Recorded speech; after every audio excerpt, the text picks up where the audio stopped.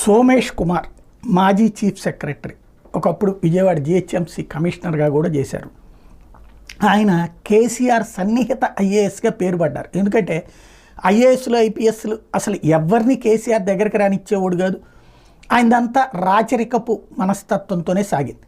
కానీ ఒక్క సోమేష్ కుమార్ విషయంలో మాత్రం ఎందుకో కేసీఆర్ చాలా ఆయనకి సంబంధించి ఆయన్ని ఆంధ్రాకి కేటాయిస్తే మళ్ళీ డెప్యుటేషన్ మీద వెనక్కి తెప్పించుకుని మరీ అక్కడ పోస్ట్ ఇచ్చినటువంటి పరిస్థితి.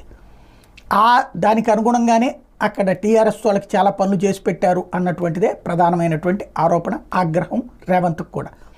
ఇప్పుడు రేవంత్ అధికారంలోకి వచ్చాక దాదాపుగా 7-8 నెలలు పూర్తవుతున్నటువంటి సందర్భంలో వాణిజ్య పన్నుల శాఖ కుంభకోణానికి సంబంధించి ఇప్పుడు సోమేష్ కుమార్కి తెలంగాణ సిఐడి నోటీస్ ఇచ్చింది.